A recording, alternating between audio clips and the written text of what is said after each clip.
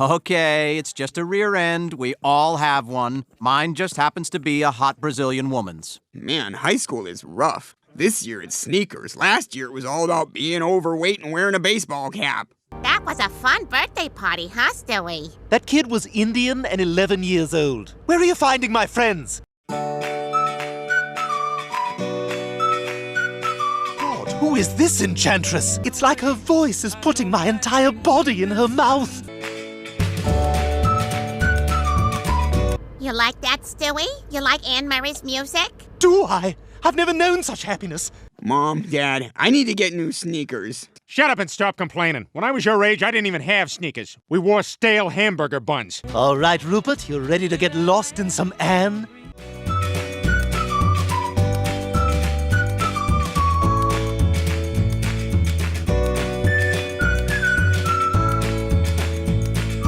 What a woman.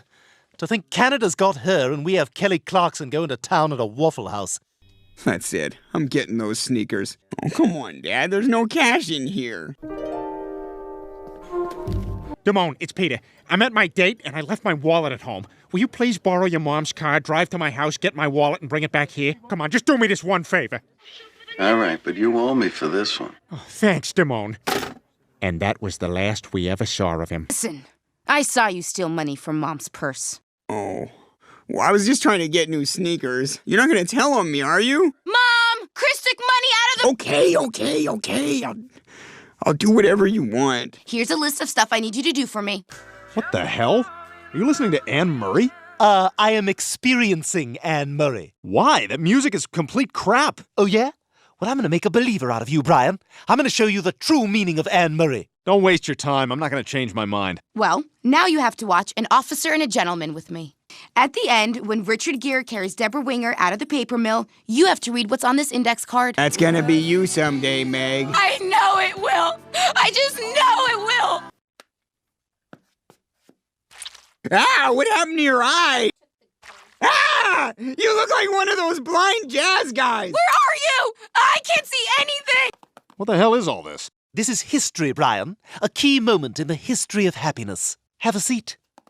You cleared my mind. I sold my soul to face the world. Out on my own again. That I could almost see eternity. Some hardcore, right? Wow. Thank you for turning me on to something so amazing. Okay, Meg, I stood outside Planned Parenthood for 36 hours, and here are the pictures of every girl in your class who went in. All right, good. Now, here's my post office key. I need you to go downtown and get the stuff from my P.O. box. You don't get your mail here? Oh, that's it. I'm not doing any more of your crap, Meg. You have no choice. I'll just go tell Mom and Dad about the money, and they'll ground your ass. Where you going, Chris? Wait, who are you gonna turn to? You don't even have any friends. I'm gonna pinch myself to see if I'm dreaming. Good night, Mr. Herbert. Sweet dreams, Chris. Mr. Herbert, what's life really all about? But don't you think it's scary to try new things? No, Chris. Life is like a new baseball glove. Sorry. You really know how to waste a Cialis, don't you? But the lyrics are so dark. I'm sorry, are we both listening to Snowbird as recorded by Miss Anne Murray? Yeah. What I hear is that the woman is starting to hate life. You know the line, "Now I feel such emptiness within"? Yeah, I know the song. Well, Anne Murray feels old. Look, there's only one way to settle this. Only the artist knows the true meaning of their art. Oh, hi, Meg. Could you tell Chris breakfast is ready? Oh, I think he got up early. I'm sure he'll be home later. Well, I hope so. We were supposed to go to the library to wipe boogers in fancy books. I was trying to find a good movie to watch. I've never even heard of most of these. Jeffrey at the Park?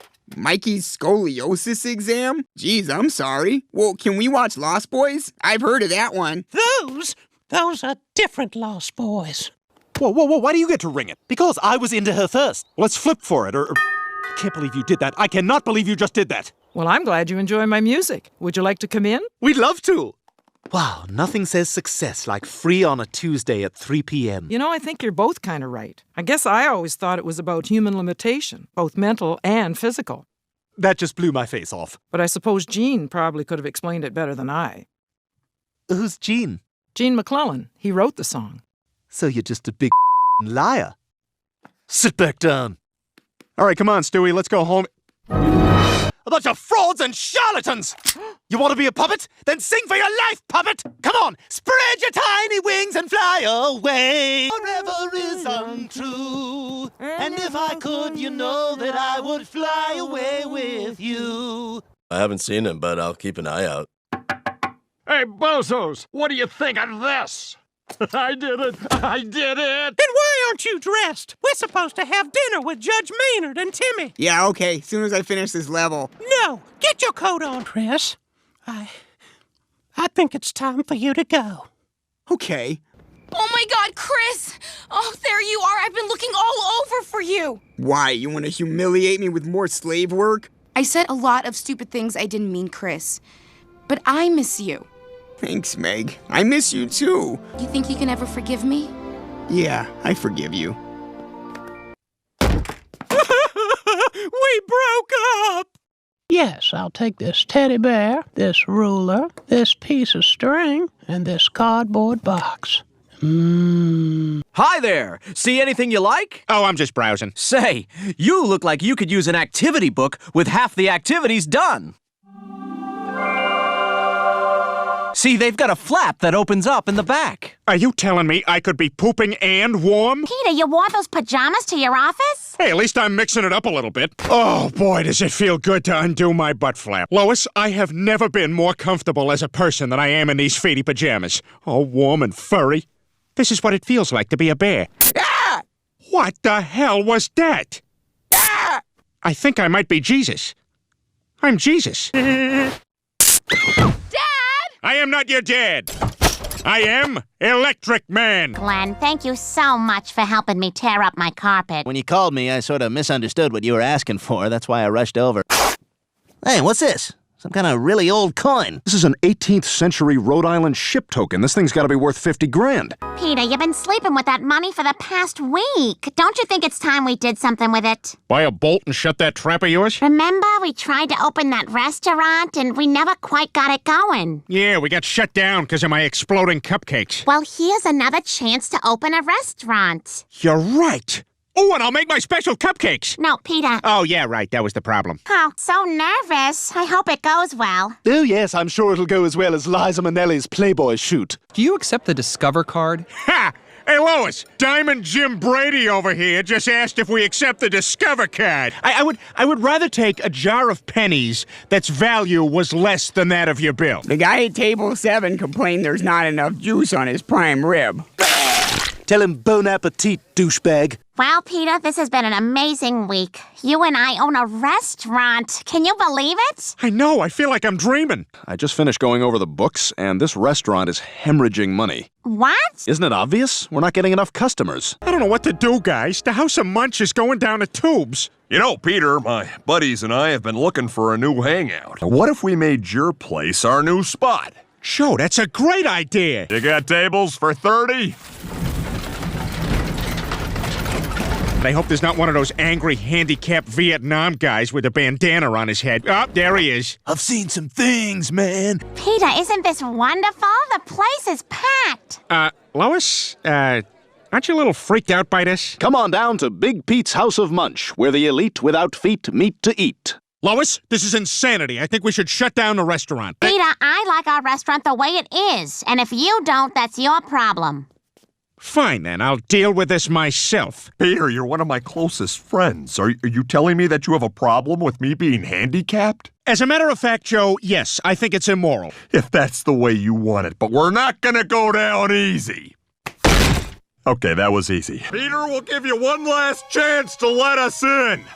What are you gonna do, Joe? I'm up here.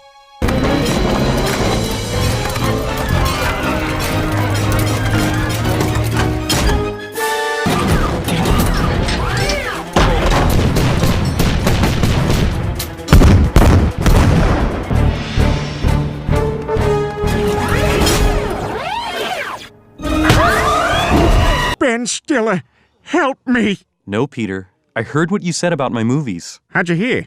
Hello! That leg should heal up just fine. Peter, you do realize you deserve this for the way you treated Joe. I think you owe him an apology. But I've been in a wheelchair for 45 minutes now, and I see how tough it is. Can we put all this behind us? I'd like nothing better.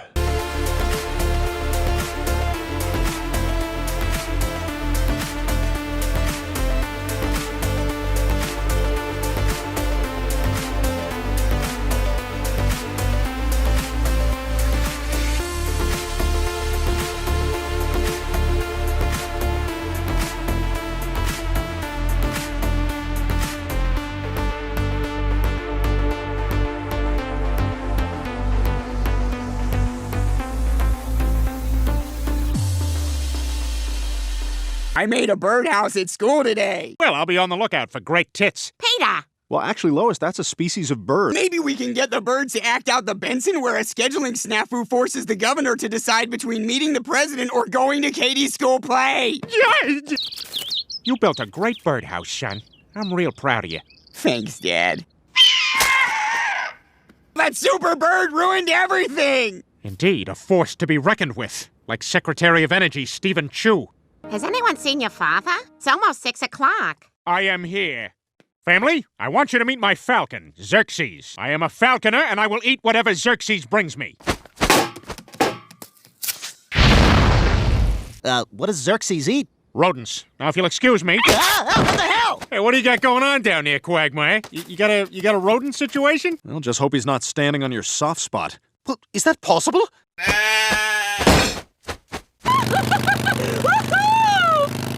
I think you know what I want. This is awesome!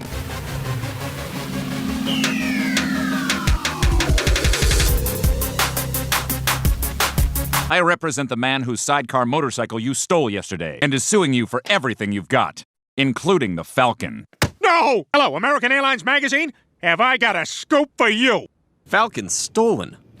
Ew, there's a toenail in this. Now what are we gonna do? We have no money. Oh, that's okay, Lois. We got a wonderful family. No, we don't. There's Meg and Dummy and Big Head.